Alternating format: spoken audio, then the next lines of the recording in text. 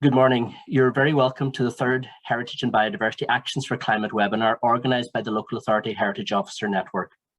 My name is Joe Gallagher and I'm chairperson of the Local Authority Heritage Officer Network.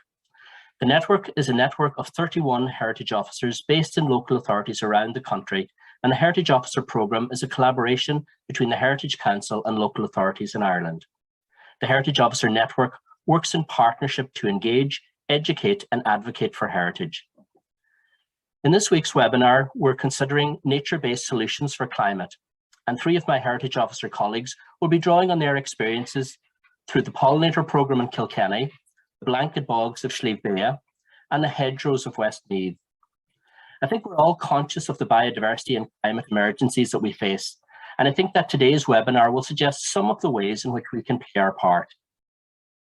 I'm delighted to welcome Claire Cooper, Assistant Principal in the Science and Biodiversity Unit of the National Parks and Wildlife Service, who has kindly agreed to chair this morning's session.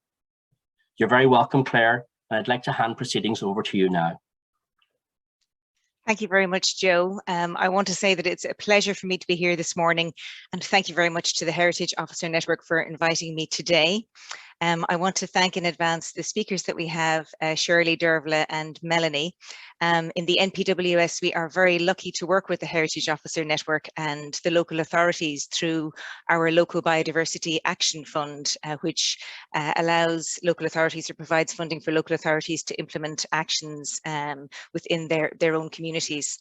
And the local authorities, with their reach into the community, they are really well placed, of course, as we know, to implement actions to restore biodiversity and ecosystem services. So today, as Joe mentioned, the topic is nature-based solutions for climate change. It's all about how we can harness the power of nature and work with nature, excuse me, to reduce greenhouse gas emissions, to reduce biodiversity loss, and to mitigate the impacts of climate change. So as we know, protecting nature can store carbon, and restoring it can draw greenhouse gases out of the atmosphere to help slow climate change. And there are, of course, plenty of other benefits, such as restoration of habitats and species in water catchment areas can store water and stabilize soils.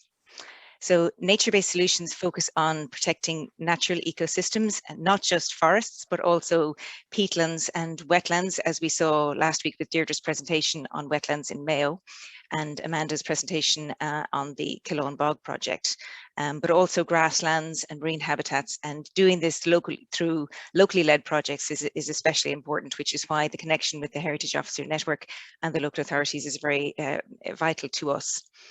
Nature-based solutions encompass restoring degraded habitats, replenishing soil health through actions such as planting hedgerows and trees.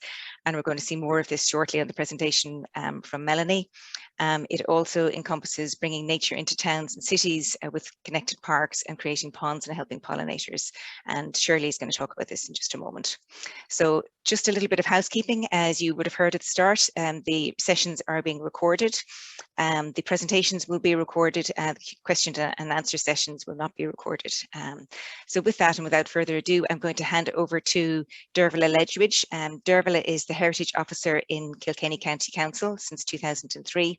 She is the inaugural and current chair of the Local Authority Tidy Towns and Pollinator Award Committee, and she's proud to have supported Kilkenny County Council to be the first local authority to officially partner with the All Ireland Pollinator Plan. So on that, I'm going to hand over to you, Dearbhala. You can take it away. Thanks. Thanks, Claire.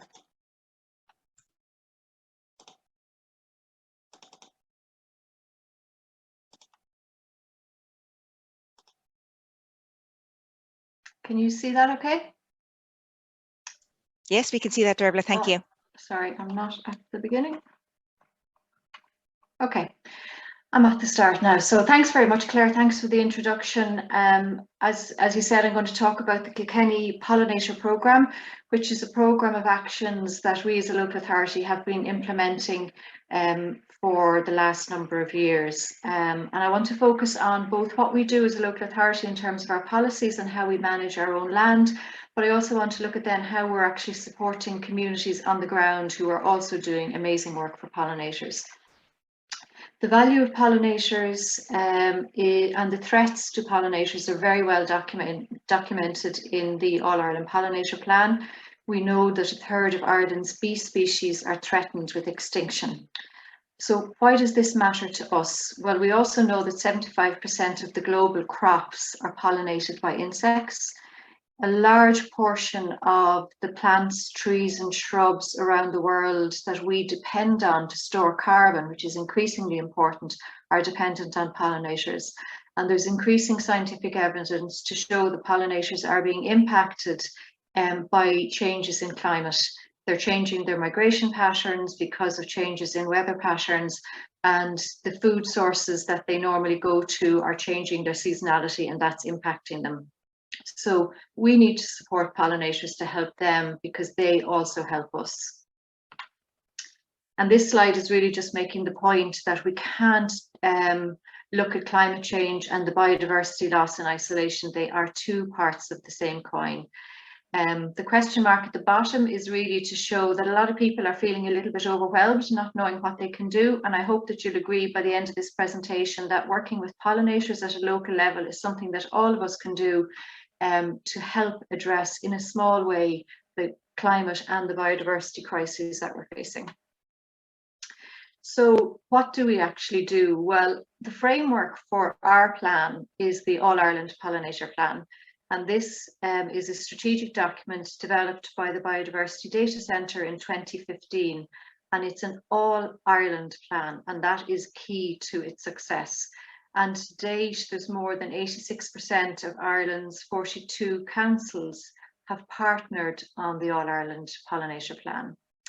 So in Kilkenny, how we've approached it, obviously we use the framework of the All Ireland Pollinator Plan. We've established a committee, a steering committee, which we have various different departments within the local authority sitting on, and that's really important to get buy-in across the whole local authority. And then the other key part of our programme is that we work really closely with local communities on the ground, whether that's tidy towns groups, schools, gardens, and so forth. And this is our Bible.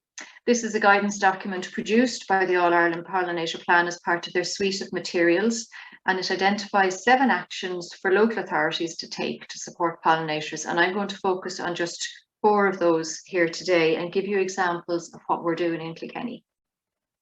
So the first one, and this is a key, is to protect what we already have. So as I said, we've set up our steering committee. We've developed new policies in our county development plan and in our climate adaptation plan to support pollinators. And then we've done some habitat surveys on land that we own. And the slide here is a photograph of a habitat assessment of a former landfill just outside Kilkenny City. And the landfill was decommissioned back in 2010. And a couple of years ago, I commissioned an ecologist to do a habitat assessment and pollinator report on the landfill to identify the habitats were there and recommend ways in which we could manage that land better for pollinators. We found, interestingly, a great species diversity, wetlands, grasslands, hedgerows and tree lines. And we came across quite a number of pollinators. And we also found a lovely colony of bee orchids. And that information then is going to inform the council going forward, because the council is in the process of developing that landfill site up into a park. So the recommendations that we found from our pollinator report will help inform how that's managed. The next key area is mowing, and reducing the number of cuts of mowing and lifting the grass is really, really important to encourage native species, flowering plants, to keep growing in the grass. So this kind of requires a mindset change in the approach that we all would have taken in regularly cutting, leaving the grass cuttings on the ground. So we've had to shift a lot in how we manage this. Our Parks Department has just recently finished revising our grass cutting contracts, looking at getting the contractors to take these issues on board. So we're starting a change in mindset, and we've started to manage some of our roadside verges, embankments, and some of our park areas. In some of them we cut on a 6-week rotation, and in some of them we cut just once a year. And this slide here is an example of where in the Callan Moat Park, a new park we developed last year, And the park, actually, it's an archaeological park in many ways, because it's based on, centred on a moat site, which was set up in the 1200s by the Normans just on the banks of the King's River there in Callan. And we've developed a beautiful public park there. And key to the success of this park, it's been managed for pollinators. And a local farmer comes in once a year at the end of autumn, takes one cut of silage and takes it away. And that is then helping to increase the biodiversity of the grasslands we have there for the pollinators.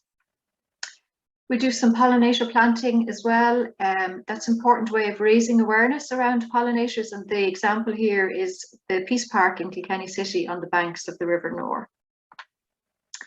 Raising awareness has been a key focus for us in the last few years when we were establishing the programme, because we wanted to get as many people to understand what we were doing, why we were doing it, and how they could come on board.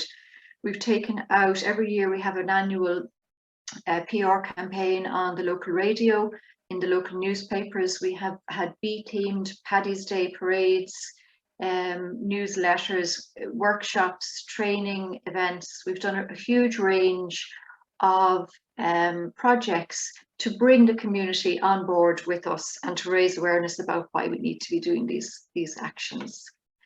We also work a lot with schools, and the photograph here shows two projects that I've worked with our colleagues in the Kilkenny Education Centre and the County Kilkenny Childcare Committee on providing evidence-based, curriculum-based resources for teachers, so that the teachers can be teaching the kids in the classroom about pollinators. We also do a massive amount of work with tidy towns, and I should say tidy towns are leading the way in many cases in regards to pollinators and biodiversity. And my slide here is of the beautiful village of Inistioge in South Kilkenny, who were nominated to represent Kilkenny in Anton Floral in 2018.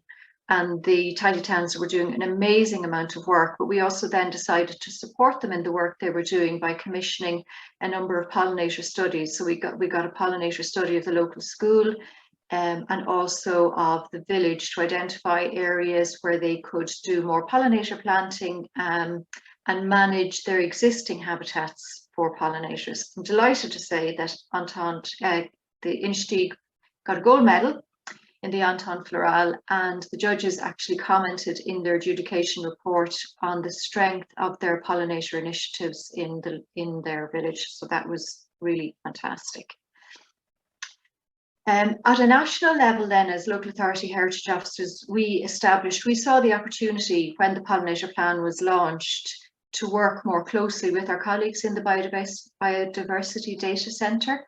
So we established in 2016 a special award in the National Tidy Towns competition to support and encourage tidy towns groups to do more for pollinators. Over 200 tidy towns groups have entered the award since 2016, and last year, for instance, we had 55 new groups who had never entered before, so we were really thrilled with that. And the photograph here is of Tullahocht Tidy Towns in Kilkenny, and it's on the day when they got their award outside the Helix in Dublin for being the regional winners on the Pollinator Award.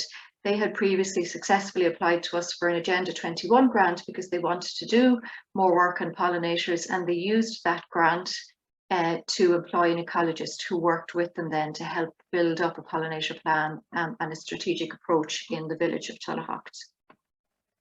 So challenges and opportunities. The challenges is it's about changing a status quo.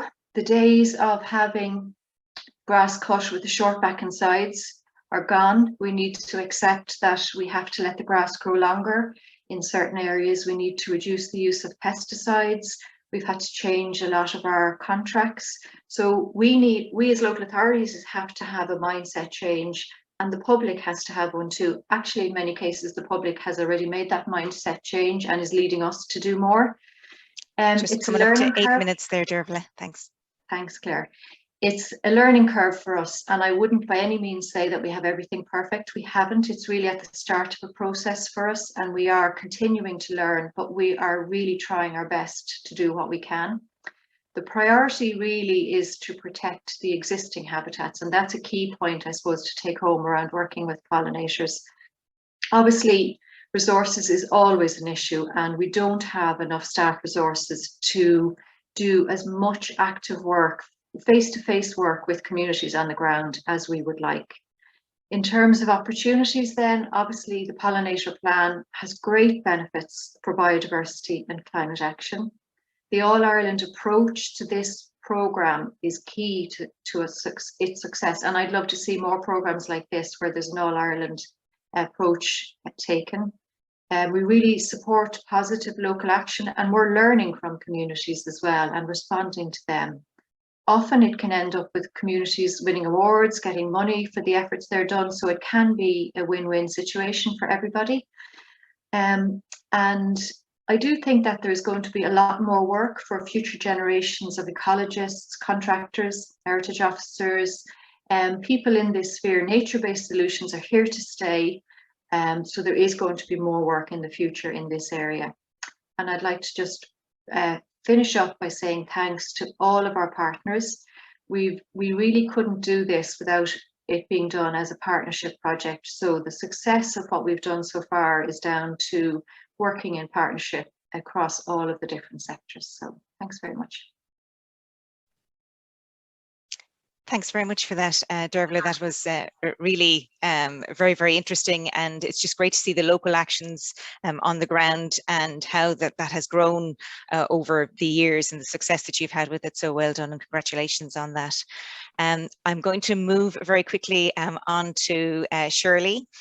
So Shirley Clerkin has almost 25 years experience working in the heritage and biodiversity sector as a heritage officer in Monaghan County Council, and she has worked previously with the Irish Wildlife Trust and with Antashka. She's a graduate of the University of Ulster, DIT, the King's Inn and the IPA and UCD. And Shirley was a member of CORE, the National Sustainable Development Partnership, and was the first chairperson of the National Network of Heritage Officers from 2017 to 2020. So Shirley, without further ado, I'm going to pass the session over to yourself, and if you can take it away. Thank you. Thank you very much. Can you see my screen? You can? I can, yeah, Shirley, thank you. Okay, so. Oh, hang on, what am I doing? View from slideshow, from beginning. Okay, perfect. Sorry about that, guys. Okay, so I'm going to be talking about drain blocking on Sliabh Beagh, and if you look at this map here, you can see the purple and the brown areas. That's the cross-border area of Sliabh Beagh, covering 3 counties, Fermanagh, Tyrone and County Monaghan, and it's a 3,000 hectare area designated for nature, primarily blanket bog. And in 2010, Monaghan County Council, through a study that we did on ecosystem services benefits of wetlands, valued just the carbon portion of this bog to be worth €50 million. And that was back in 2010 using older methodologies. So a very important site, both for nature and for carbon as a carbon sink and for carbon sequestration. So what are peatlands then? Peatlands are made from the decomposed plant remains, primarily peat-forming mosses and sphagnum mosses that you can see here all in their colourful delights. And there's an annual accumulation then of these sphagnum remains into peat. And over time, the depth of peat deposit grows, obviously over thousands of years. The water is retained in the peat and in the surface moss. There's an anaerobic conditions, and then the organic matter stored there is a significant carbon sink. So they're both a carbon sink, a carbon store, and when they are not degraded, act as carbon sequestration. So they're very important for climate, flood regulation, and habitats, obviously, as well. So blanket bogs then are in upland areas. They're on plateaus, usually, they're completely dependent on rainwater. So they would usually generally have no spring water entering them at all, unlike some raised bogs or fens, for example. And they're usually 1 to 2 meters deep. Sliabh Beagh, for example, is about 3.5 in some areas, so it can be quite deep. And they store mega amounts of carbon in there as peat, but they will start releasing greenhouse gases when they are degraded and when the anaerobic conditions are disturbed through drainage. And a healthy growing peatland must have its water table within 10 centimetres of the surface most of the year, so about 90% of the time. And of course, our peatland store in Ireland is extremely important, as we have lost a lot of our peatlands, about 85% of them, through drainage and obviously direct removal through previous economic decisions, I suppose, of the state and economic necessity. But times are changing now. We recognise them as having different benefits for society. So threats to blanket bog then include peat harvesting or turf cutting. So you can see here in the left-hand side picture, a section of an area of Sliabh Beagh that's been dug out using an excavator actually for peat.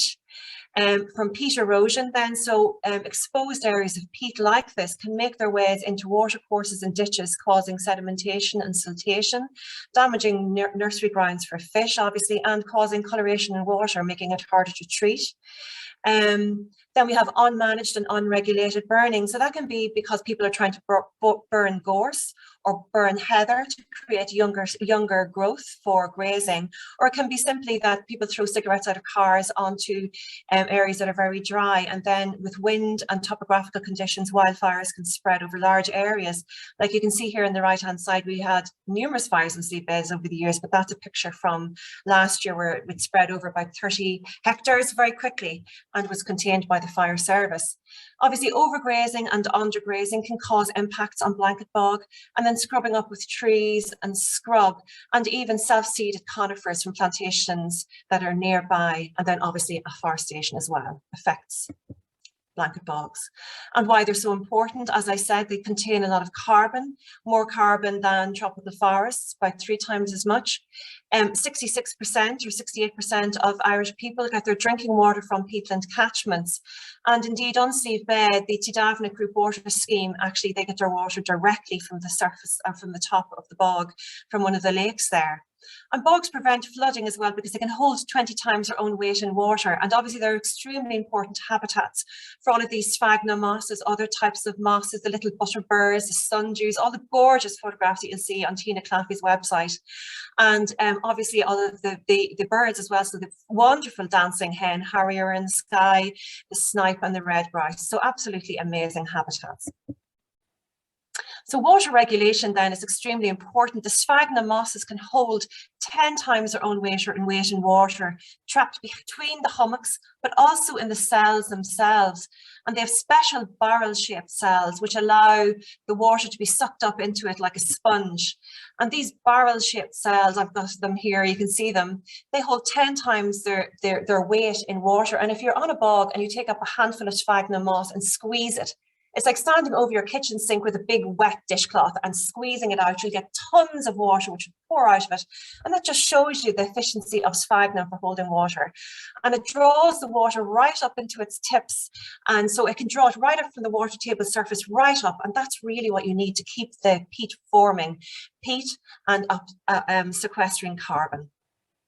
So we've been doing restoration works on the cross-border area of Sliabh Beagh over the last few years with funding through the Interreg project or Interreg funding, cross-border funding. And this is one of the sites that we have put in some dams. So on the left-hand side picture here, you can see the map showing all of the areas where we needed to put in dams on this particular site. This site had been drained for a plantation, which was then never put in because it was then deemed that it was uneconomical and not really worth the while to plant Sitka spruce, which was planted adjacent to it in more modern times. So the green and the yellow indicate the priority and non-priority dams. So we put in the priority dams of peat and the ones surrounding the edge of this actual block. So you can see here on the right-hand side picture, one of the wide open drains and one of the new peat dams that have gone in. So obviously you key out a little bit on either side of the drain itself and then insert a block of peat from an adjacent scrape into the dam to retain water. And you put these at intervals, you know, obviously by what the hydrologist said to do and based on guidance from the NPWS guidance and NIEA guidance in this case because this is a cross-border site.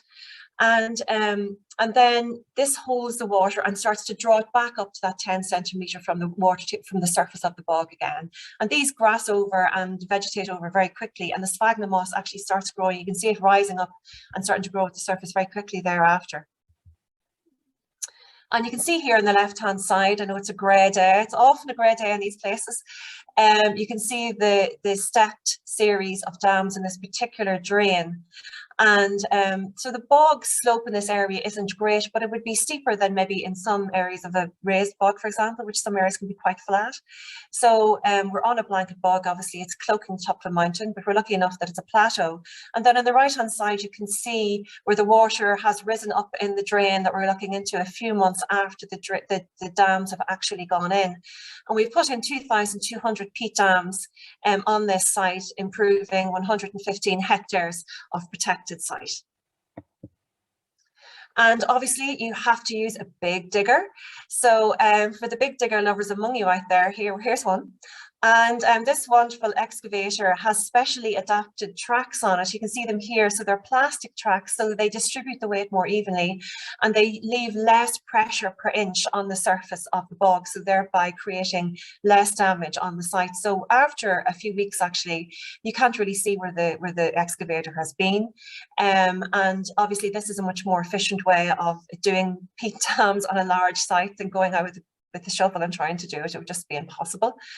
So these experts, these operators have previously worked on sites actually removing turf from bogs in their previous life, and they've now become bog restorers, and very skilled they are too at working on these very quaky surfaces, which are very difficult to operate in.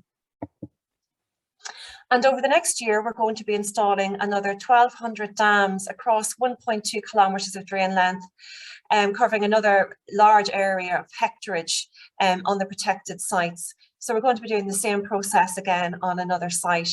And so we hope again that this will work. It should do, obviously. It's a straightforward enough process, and it's amazing to see how nature itself responds once the structures are right, once the water isn't flowing off the bog down into the drains anymore, once it's retained at that surface level, how the bog starts to recover. And of course, it will take a number of years before it becomes an effective carbon sink again, as well as being a carbon store. But obviously getting the water in there is the very important first step. So this picture on the left-hand side here, you can see one of the 8 minutes now, Shirley, thank you. This is the last slide. Thanks very much, Claire. So you can see here on the left-hand side, that's just one of the very shallow scrapes that the excavator has just dug out to get peat to fill in on the dams. And we have these around the bog now, but they actually fill in very quickly. They're not deep at all. You can walk through that. It's just a sort of a shallow puddle. And then the peat forming mosses gather into that again. So you use the material that's on site to actually restore the site, so you're not bringing materials in from elsewhere. And this is Dr. Rory Sheehan, who's been working with us on this project. He's the Sliabh Beagh site coordinator, and he says here he's either very small or very far away, and I'll leave that up to you to determine. And then on the right-hand side, then you can see one of our drains with the snow and the frost in it there last year, and the peat dam in the distance that has been filled in. And so I invite any of you to come to Sliabh Beagh cross-border site to have a look at these dams at any time.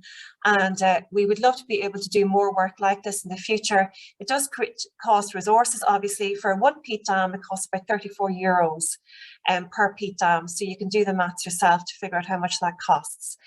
So thank you very much for your attention. Thanks very much, Shirley. That was really very, very interesting. And it is amazing to see the size of the machinery on the quaking surface, as you say, and how it recovers so quickly. The weight is spread, and that the habitat recovers so quickly thereafter. And also to be using the natural peat dams as opposed to plastic drain blocking, which might have been used in the past. So thanks very much for that. And before I go on to Melanie with her presentation, I just wanted to remind everybody that we will have a question and answer session at the end. So please, if you have any questions so far for Dearbhala or for Shirley, if you can put them through on the question and answer tab that is available there at the bottom of your screen, and we will have some time for questions at the end. So I'm going to pass over in just a second to Melanie. Melanie is the McQuaid. She's the Heritage Officer in Westmeath County Council since 2017. And today she is going to talk to us about a project that produced 2 short films aimed at raising awareness about the importance of hedgerows for biodiversity and the potential for hedgerows to capture carbon. So she is going to talk to us about how the project came about, the process of making the videos, and the key messages that were covered. So thank you, Melanie. Thank you, Claire. Sorry, it took me a minute to unmute there. So yes, as Claire said, I'm going to talk about a project we did last year.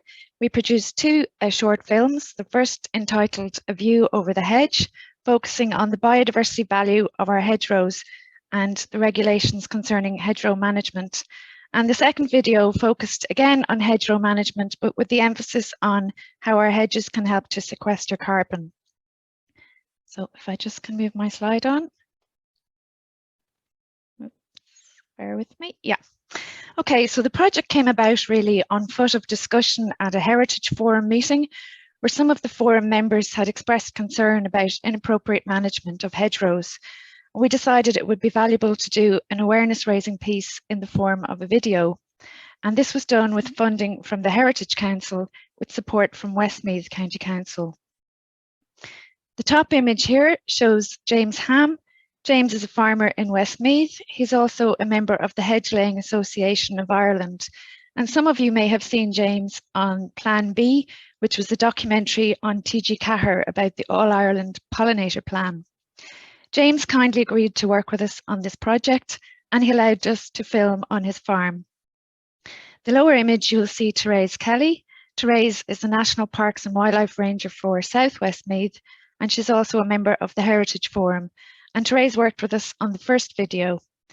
Initially, our plan was just to make one video, but because hedgerows are such a wide subject and so important for biodiversity and in climate adaptation, we ended up making two films. And the second film features Lillian O'Sullivan from Teagasc and also Mark McDougall from the Hedge Laying Association.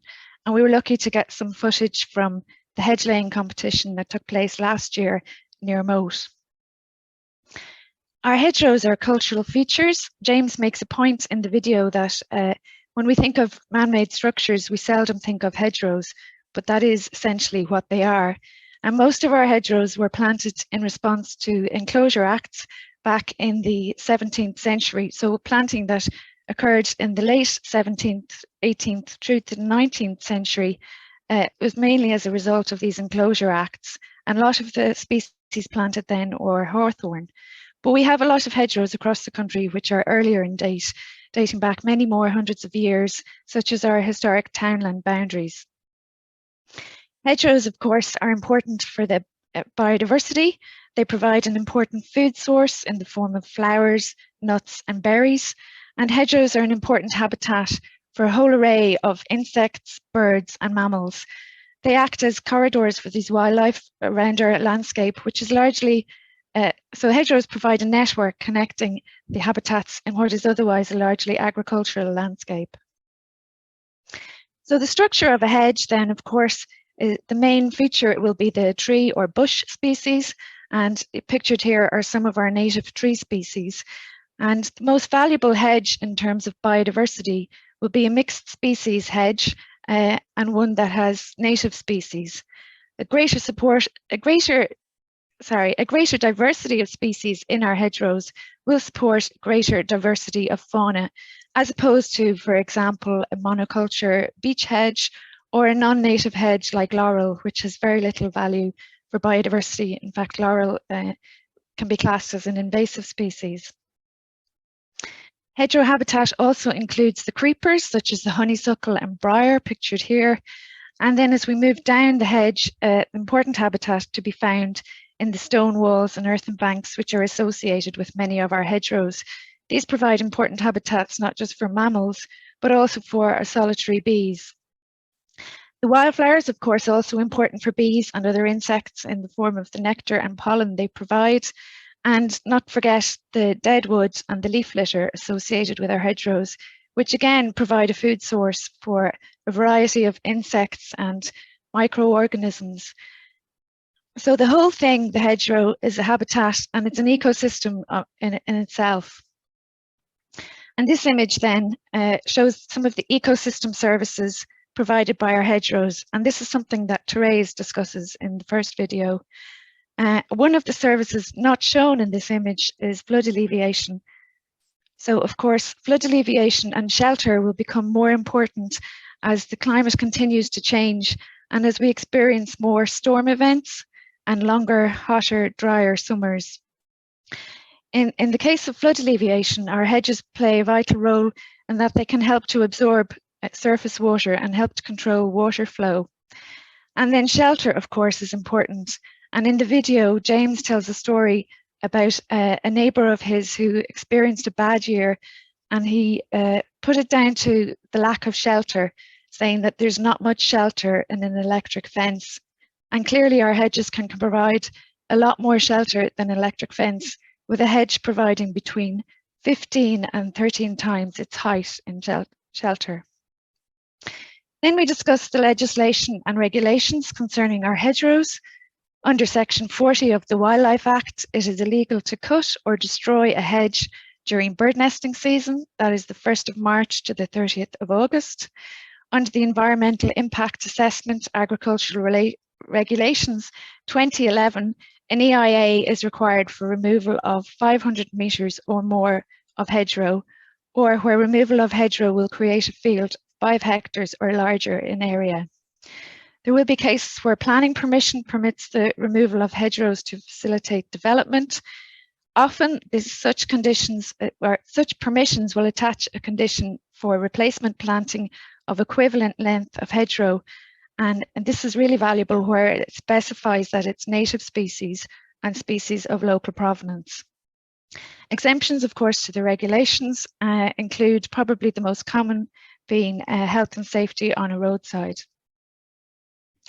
So the second video focuses on carbon sequestration and how management of hedgerows can impact on that. Lillian O'Sullivan from Teagasc outlines some of the work that she's been doing in Farm Carbon, a research project aimed at calculating carbon sequestration and the capability of our hedgerows. So hedgerow management is important when we talk about biodiversity and climate adaptation, and good management of hedgerows will benefit both. Hedgerows that are cut annually, low and narrow to the ground, will have less benefit for biodiversity and for carbon sequestration. So bigger, taller, thicker hedgerows are best for both cases. If they're managed appropriately, our hedgerows can take carbon dioxide from the atmosphere. So continuing on hedgerow management, we looked at some of the traditional methods of hedgerow management and of course hedge laying. You can see here in the top slide hedge laying in action here and a recently laid hedge. And what hedge laying is basically cutting the stem but not severing it and then laying it over on its side. And that will allow new growth to come from the cut hedge. So we can see here in the lower slide an example from James's farm. Coppicing is another traditional method of managing hedgerows, but that requires the full removal of the stem, and so new growth will just come from the stem. Some statistics in relation to hedgerows, and these vary, but there are between 300,000 and 680,000 kilometres of hedgerow in Ireland. It takes a hedge a long time to establish to its maximum biodiversity and carbon sequestration values. We're talking about 20 to 50 years. And I mentioned the carbon potential, the carbon sequestration potential of a hedge, which will vary depending on the size and age of the hedge, but it can be between 0.66 to 3.3 tonnes of carbon dioxide per hectare per year. So the key messages really are that the value of hedgerows for biodiversity and climate adaptation are linked.